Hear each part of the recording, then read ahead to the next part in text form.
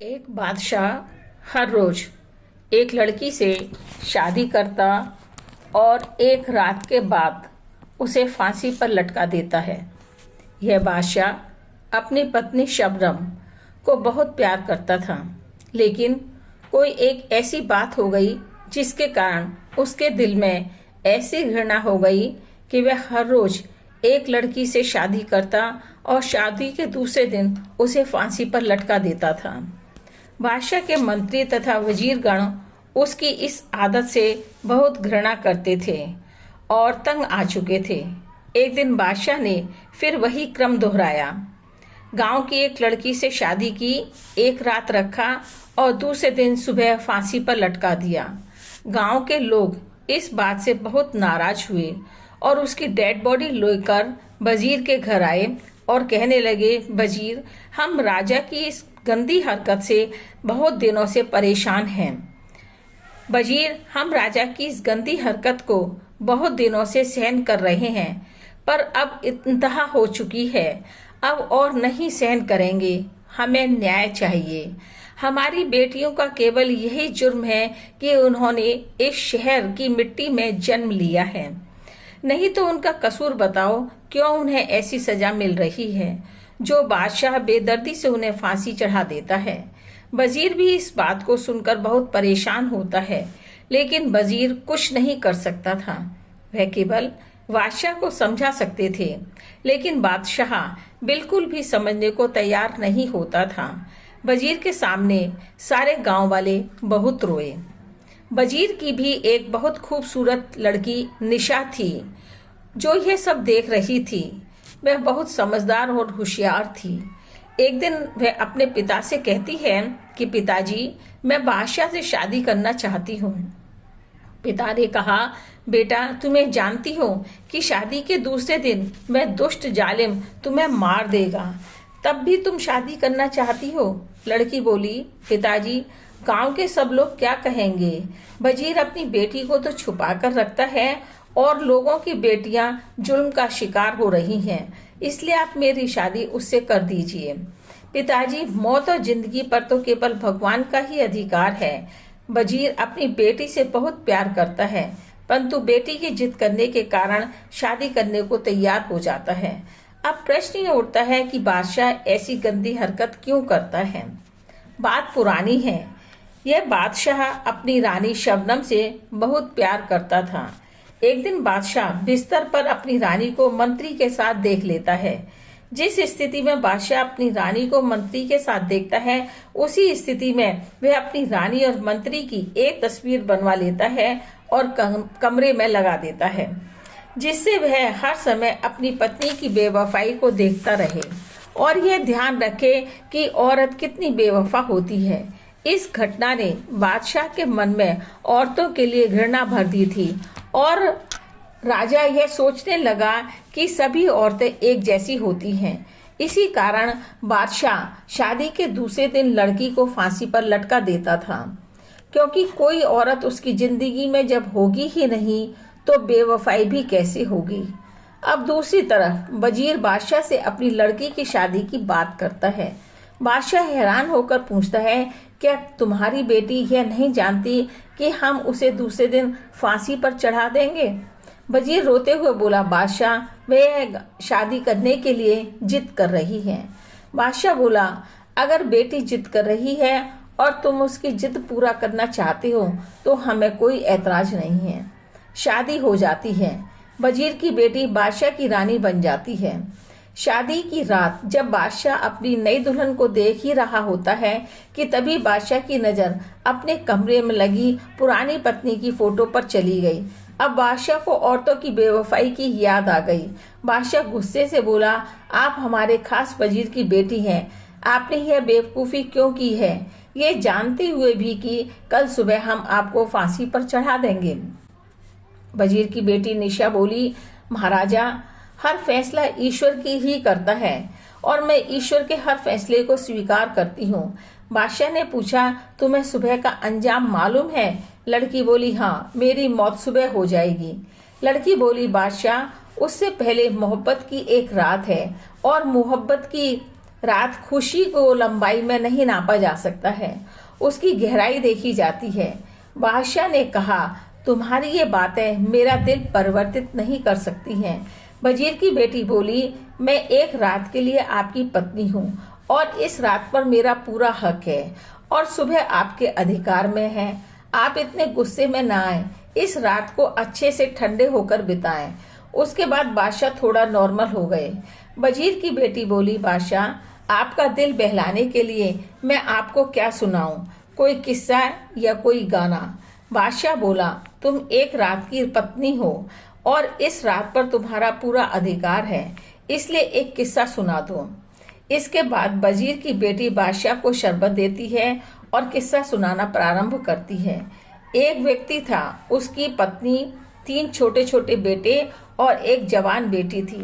वह अपनी बेटी की शादी करना चाहता था। एक बार वह कहीं लंबे सफर पर व्यापार के लिए जाता है तो उसकी बेटी खजूर देते हुए कहती है, पिताजी भूख लगे तो ये खा लेना। व्यापार के लिए वह चल पड़ता है। चलते चलते वह थक जाता है। रास्ते में उसे एक पानी का हौज मिलता है। पानी का हौज नीचाई पर बना होता है, जबकि वह ऊंचाई वाले रास्ते से जा रहा होता है। माहिर नीचे यह सोचकर आ जाता है कि खजूर भी खा लूंगा और पानी भी पी लूंगा। माहिर खजूर खाकर गुठलियां पानी में फेंक रहा था। अचानक सफेद पानी सुर्ख लाल हो जाता है और हौज में से एक जिन निकलता है, जिसके हाथ में एक तलवार थी। माहिर जिन्न देखकर डर के मारे कांपने लगता है। जिन्न ने माहिर से कहा, मरने के लिए तैयार हो जाओ। माहिर कहता है, पहले मेरा कसूर तो बताओ कि मैंने क्या किया है। जिन्न ने कहा, तुमने खजूर खाकर गुठलियां हौज में फेंकी हैं, जो मेरे छोटे से बेटे के गले में फंस गई और वह मर गया। माहिर ने कहा, लेकिन मुझे तो आपका बेटा दिखाई नहीं दिया। जिन्न ने गुस्से में कहा, हम जिन्न हैं, आदम जात को नजर नहीं आते। माहिर रोता गिड़गिड़ाता बोला, अब बताओ इसमें मेरा क्या दोष है? जिन्न ने कहा, तुम अपनी जान बचाने के उपाय मत ढूंढो, क्योंकि सारे प्रयत्न बेकार हैं। माहिर ने कहा, अगर तुम मेरा गुनाह भी मानते हो तो यह मुझसे नादानी में हुआ है। जिन्न ने कहा, चाहे नादानी में हुआ या जानबूझकर, पर गुनाह तो गुनाह ही है। मैं खून का बदला खून से ही लूंगा, यही इंसाफ होगा। माहिर ने कहा, अगर मुझे मारने से तुम्हारा बेटा जीवित हो जाएगा तो मुझे मार दो। माहिर बोला, मैं मरकर मिट्टी का बोझ तो उठा लूंगा, लेकिन कर्ज का बोझ नहीं उठा सकता हूँ। वह देखो, सामने लोगों का सामान और अमानत रखी है जो मुझे उन तक पहुँचानी है। मेरी एक जवान बेटी भी है जिसकी मुझे शादी करनी है। मुझे मेरे ये फर्ज अदा करने का समय दे दो, फिर तुम मुझे मारकर अपना बदला ले लेना। जिन्न बोला, तुमने अपनी जान बचाने के लिए अच्छे बहाने ढूंढे हैं। माहिर ने कहा, ठीक है, तो मुझे अभी मार दो। मैं रोजे कयामत के दिन तेरा गिरेबान पकड़ लूंगा। वजीर की बेटी के यह किस्सा सुनाते सुनाते सुबह की फज्र अजान होने लगी।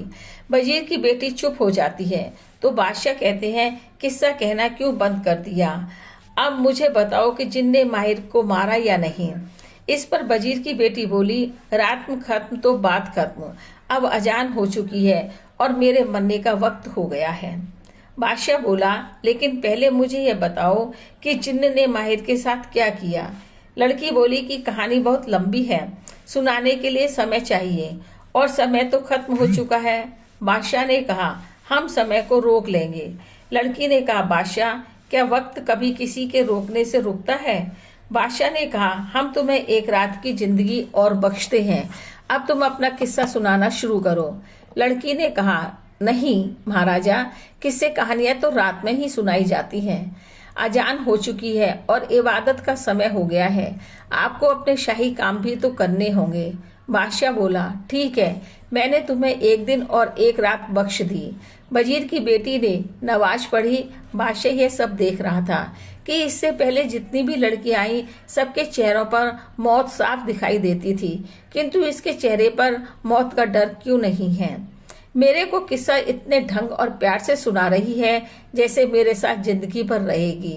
कुछ भी कहो, इसका किस्सा बड़ा मजेदार है। बादशाह वजीर की बेटी की तरफ देखकर सोच ही रहा था कि उसकी नजर अपनी पत्नी की फोटो पर चली जाती है। बादशाह का क्रोध बढ़ जाता है, कमरे से बाहर आकर सारे काम निपटाता है। दूसरी तरफ वजीर की बेटी भगवान से दुआ करती है, ए खुदा, तू मेरे सरताज को सद्बुद्धि दे कि वह लोगों की बेटियों का कत्ल ना करे। शाम को बादशाह जब अपने कमरे में आता है तो वजीर की बेटी बादशाह के हाथ धुलवाती है, जूते उतरवाती है तथा खाना खिलाती है।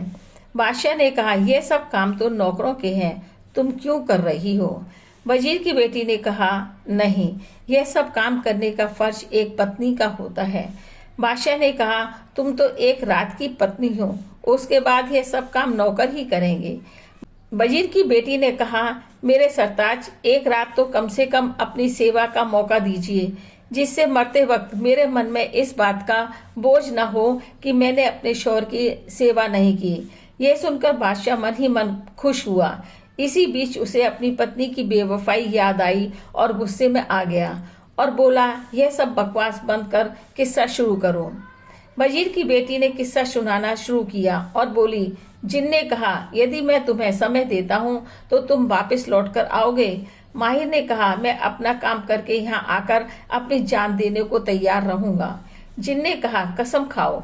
माहिर ने कहा, अल्लाह की कसम, मैं काम खत्म करके यहाँ जरूर आऊंगा। जिन्न ने माहिर को 75 दिन का समय बख्श दिया और कहा, तुम खुद ही यहाँ पर आओगे। माहिर ने सभी का सामान वापस दिया और 15वें दिन अपने घर पहुंचा। बच्चे और माहिर की पत्नी हिना देखकर खुश हो जाते हैं। पत्नी बोली, मैं खाना देती हूँ, आप थक गए होंगे और फिर मैं खुदा का शुक्राना करती हूँ आपके सकुशल घर आने का। यह सुनकर माहिर सोचने लगा कि मेरे हमेशा के जाने पर बीवी और बच्चों का क्या होगा। उसने व्यापार करने के बाद अपनी बीवी बच्चों के लिए जो तोहफे खरीदे थे वह दिए। पत्नी ने कहा, मेरे सरताज, मुझे गहनों की जरूरत नहीं, क्योंकि मेरे गहने तो आप हैं, मुझे इसके अलावा और कुछ नहीं चाहिए। माहिर की आंखों में आंसू आते हैं और वह अपनी जेब से एक कागज निकालता है जिस पर उसने अपने 75 दिनों का हिसाब लिख रखा था। उसने बेटी की शादी कर उसे ससुराल भेज दिया। माहिर की मौत का दिन नजदीक आता जा रहा था। उसे परिवार से अलग होने का दुख हो रहा था। वह सोचता है, मेरे बच्चे और बीवी कहाँ जाएंगे। उसकी बीवी इस बारे में कुछ भी नहीं जानती थी। वह तो चैन की नींद सो रही थी। माई ने अपनी बीवी को उठाया। बीवी ने कहा, आपको इतना पसीना क्यों आ रहा है? माहिर बोला, मौत के भय का यह पसीना है। मैं शीशे में मौत का खौफ देखना चाहता हूँ। बीवी बोली, ऐसी बातें ना करें। अब माहिर रोते हुए अपनी बीवी को सारी कहानी सुनाता है। बीवी रोते रोते माहिर को कहती है कि मैं भी आपके साथ चलूंगी। आपकी जगह जिन्न को शांत करने के लिए मैं मर जाऊंगी। माहिर बोला, नहीं, माँ के मरने से बच्चे यतीम हो जाते हैं। माहिर ने कहा, वैसे तो मैंने पैसे इकट्ठा कर रखे हैं, परंतु फिर भी कोई ऐसी परेशानी आ जाए तो तुम दूसरी शादी कर लेना। बीवी बोली, क्या यही सुनने के लिए मैं अब तक जिंदा थी? बीवी ने कहा, वफादार बीवी का केवल एक ही शौहर होता है। अल्लाह ने औरत को माँ के रुतबे से नवाजा है। माहिर बोला, मेरी वफादार बीवी, अब सब्र के अलावा हमारे पास कोई और रास्ता नहीं है। पत्नी ने कहा, आपके जाने के बाद मैं बर्तन मांजने, कपड़े धोने, खाना बनाने, सफाई करने का काम तो कर दूंगी, पर दूसरी शादी नहीं करूंगी। मेरी सारी खुशियां, मेरी रौनक, मेरी सांसें आप हैं। ऐसा कहकर उसके सीने से लगकर रोने लगी। आखिरी बार दोनों एक दूसरे देखकर खूब रोते हैं। तभी बादशाह बोला कि वाह, क्या बात है, क्या औरत है। क्या ऐसी भी औरतें होती हैं? ऐसी नेक और पाक दामन वफादार बीबी को की दहलीज पर फरिश्ते भी नवाज पढ़ना अपना भाग्य समझते हैं। वह बोली, आप ठीक कह रहे हैं। इस दुनिया में कुछ औरतें तथा मर्द ऐसे हैं जो मियाँ बीबी के सच्चे रिश्तों को गुनाहों से खराब कर देते हैं। खुद बदचलन औरतों की वजह से नेक औरतों पर भी उंगली उठती है और बदनाम किया जाता है। वजीर की बेटी आगे बोली, माहिर अपने सफर पर निकलने की तैयारी कर रहा होता है। बीवी और बच्चे रो रहे होते हैं। सभी ने एक दूसरे को आखिरी सलाम किया और माहिर सफर पर निकल जाता है। अब वह उस जान देने वाले स्थान पर पहुंच जाता है। माहिर ने जिनको आवाज देती हुई कहा, ए शहंशाह, जिन्न, मैं आ गया हूँ, मेरी जान लेकर अपना बदला ले लो। जिन्न बोला, बहादुर व्यक्ति, तुम खुद ही मौत के मुंह में आ गए, पर अब मैं तुम्हें नहीं मारूंगा क्योंकि मैंने तुम्हें माफ कर दिया है। जिन्न ने कहा, मुझे तुम्हारे पर यकीन नहीं था, इसलिए मैं तुम्हारा पीछा कर रहा था और यह देखना चाहता था कि तुमने जो कुछ मेरे से कहा था वह सत्य है या नहीं। लेकिन तुम नेक और सच्चे इंसान हो, तुम्हारे जैसे नेक इंसान इस दुनिया में बहुत कम हैं। अतः मैं तुमको मारकर एक और नेक इंसान को कम नहीं करना चाहता हूँ। अब तुम अपनी बीवी बच्चों के पास जाओ, वह तुम्हारी याद में रो रहे हैं। माहिर यह सुनकर खुश हुआ और जिन्न का शुक्रिया अदा किया। यह किस्सा खत्म हुआ। अब वजीर की बेटी बोली, बादशाह सलामत, मैं आपको औरत की बेवफाई और वफादारी का एक छोटा सा किस्सा और सुनाना चाहती हूँ। बादशाह बोला, हाँ जरूर। वजीर की बेटी बोली, एक बादशाह के 4 बीवियां होती हैं। उनमें से एक काली, भोली भाली तथा सीधी सादी होती है। बाकी की 3 रानियां बहुत गोरी होती हैं और खूबसूरत तथा चालाक हैं। बादशाह काले रंग वाली से सबसे ज्यादा प्यार करता है, उसी के साथ उठता बैठता है। उसको बाकी 3 पसंद नहीं करती हैं। एक दिन तीनों ने बादशाह से सवाल किया, आप हमसे इतनी मोहब्बत क्यों नहीं करते? बादशाह बहुत समझदार था, अतः बोला, अभी बताने का समय ठीक नहीं है। एक दिन राजा ने 4 बीवियों को अपने पास बुलाया और कहता है कि आज मैं बहुत खुश हूँ, तुम्हारे सामने हीरे जवाहरात रखे हैं, जितने चाहो उठा लो।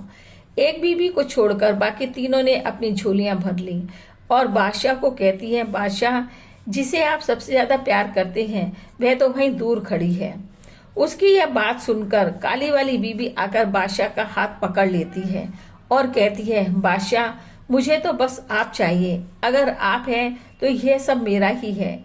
ए बादशाह सलामत, मेरा गहना, मेरी रौनक, मेरी लिबास, मेरा श्रृंगार, सब कुछ आप हैं। बादशाह को अपनी इस बीबी से यही उम्मीद थी। बादशाह ने कहा, तुम लोगों ने एक दिन मुझसे प्रश्न किया था कि मैं इससे सबसे ज्यादा मोहब्बत क्यों करता हूँ, तो आज सुनो। तुम तीनों ने जवाहरात उठाए और इसने मुझे पकड़ा। यह इतनी मोहब्बत करती है कि ये दुनिया की चीजें इसके लिए बेकार हैं। वजीर की बेटी यह किस्सा भी खत्म कर देती है।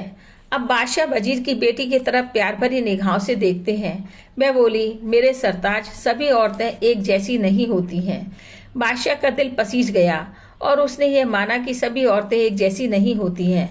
बादशाह की नजर फिर अपनी बीबी की तस्वीर पर पड़ जाती है, परंतु जल्दी से वजीर की बेटी तस्वीर के आगे खड़ी हो जाती है और कहती है कि जब तक आप इस तस्वीर को नहीं हटाएंगे तब तक आपको दुनिया की हर औरत बेवफा ही लगेगी। आपको इसकी बेवफाई तो याद आएगी, परंतु इसकी वफा नहीं। अब बादशाह ने तस्वीर फाड़ दी और वजीर की बेटी को कहा, तूने मेरी आंखें खोल दी और न जाने कितने गुनाहों को करने से बचा लिया। तुम ही एक ऐसी निकली जिसने मुझे गलत साबित किया है। वजीर की बेटी बोली, अब आप मुझे फांसी पर लटका सकते हैं, परंतु मेरी एक शर्त है कि आप सिपाहियों से न मरवाकर खुद ही मारें।